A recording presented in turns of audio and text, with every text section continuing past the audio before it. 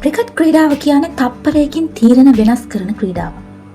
ඒ නිසාම විනිසුරුවරුන්ගේ සහයට නවීන තාක්ෂණය හඳුන්වා දුන්නා. නමුත් 2025-26 අලුබඳුන තරඟාවලියේදී මේ තාක්ෂණය දැඩි දෝෂාරෝපණයට ලක් වෙලා තියෙනවා. විශේෂයෙන්ම ස්නිකෝ තාක්ෂණය දැන් දැඩි ප්‍රහාරයකට ලක් වෙලා. සුපිරි පන්දු යවන ක්‍රීඩක මිචෙල් ස්ටාර්ක් පවා ප්‍රසිද්ධියේ කියා සිටියේ ස්නිකෝ තාක්ෂණය වහාම ඉවත් කළ යුතුයි කියලා. අද අපි කතා කරන්නේ ඇයි මෙච්චර දිනු තාක්ෂණයක් ලෝකයේ ප්‍රධානතම තරඟාවලියකදී මෙතරම් අසාර්ථක වුණේ කියලා. මේ අර්බුදයේ උච්චතම අවස්ථාවට පත් වුණේ ඇඩිලේඩ්හි පැවති තුන්වන ටෙස්ට් තරඟයේදී. ඔස්ට්‍රේලියානු පිටිකරු ඇලෙක්ස් කේරි ලකුණු 72ක් ලබා සිටියේදී ජොෂ් ටන්ගේ පන්දුවක් පිත්තේ වැදී දැවී ගිය බව එංගලන්තයේ දැඩිව විනිසුරුගෙන් ඉල්ලා සිටියා. පිටියේ විනිසුරු ඒ නොදැවී යාමක් ලෙස තීරණය කළ නිසා එංගලන්තයේ DRS තාක්ෂණය භාවිත කළා. එහිදී ස්නිකෝ මගින් ශබ්ද තරංගයක් පෙන්නුවත් එය පන්දුව පිත්තේ ගෑවීමට පෙර ඇති වූ බව පෙනී ගියා. අවසානයේ ඔහු නොදැවී ගිය ක්‍රීඩකයෙකු ලෙස නම් කළා.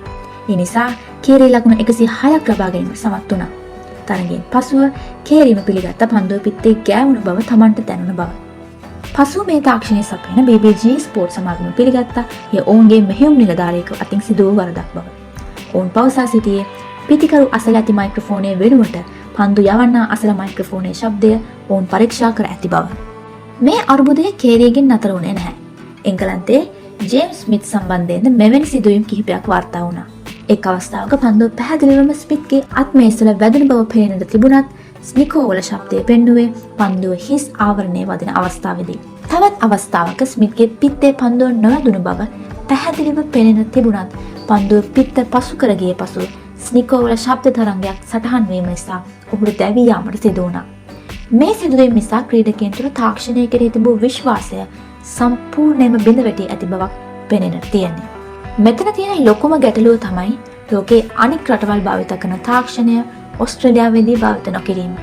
එංගලන්තය, ඉන්දියාව සහ දකුණු අප්‍රිකාව භාවිත කරන්නේ වඩා දියුණු අල්ට්‍රා ඒජ් තාක්ෂණය. එය තප්පරයට රූපරාමු 340ක් දක්වා පරීක්ෂා කළ හැකි වඩාත් නිවැරදි ක්‍රමවේදයක්. නමුත් ඔස්ට්‍රේලියාවේ සත්කාරක විකාශකයන් තවමත් භාවිත කරන්නේ පරණ ස්නිකෝ ක්‍රමයයි.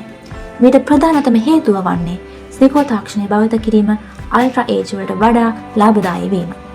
රිකි පොන්ටින් පවසා සිටියේ ඔස්ට්‍රේලියාවේ භාවිත කරන තාක්ෂණය අනෙක් රටවලට වඩා පහත් මට්ටමක පවතින බවත් විනිසුරුවරුන්ට පවා ඒ විශ්වාස කළ නොහැකි බවයි. මිචෙල් ස්ටාර්ක් මේට පිළිතුරක් ඉදිරිපත් කරනවා. ඔහු පවසන්නේ විවිධ රටවල විවිධ සමාගම් හරහා තාක්ෂණය ලබා ගන්නවා වෙනුවට ජාත්‍යන්තර ක්‍රිකට් කවුන්සිලය මැදිහත් වී මුළු ලෝකයටම එකම තාක්ෂණික පද්ධතියක් ලබා දිය යුතු බව. එහි වියදමද ICC විසින් දැරිය යුතු බව ඔහුගේ අදහසයි. නසාර් හුසෙන් පවසන පරිදි ක්‍රීඩකින්, ප්‍රේක්ෂකයන් සහ විනිසුරුවරුන් දැන් පද්ධතිය ගැන කලකිරලා ඉන්නේ. ඔහුට අනුව තාක්ෂණයේ ක්‍රීඩාවට උදව් විය යුතු මිස ක්‍රීඩාව පාලනය නොකළ යුතුයි. අවසාන වශයෙන් ක්‍රිකට් ක්‍රීඩාවේ ගෞරවය රැක ගැනීමට නම් මෙවැනි අතපසුවීම් ඉදිරියට සිදු නොවිය යුතුයි. මේ ගැන ඔයා හිතන්නේ මොකද්ද? ඔස්ට්‍රේලියාවත් අල්ට්‍රා ඒජ් වලට මාරු වේ යුතුද? නැත්නම් සියලුම වියදම් ICC එකෙන් දැරිය යුතුද? ඔබේ අදහස් පහලින් කමෙන්ට් කරන්න. අපේ channel එක subscribe කරන්න අමතක කරන්න එපා.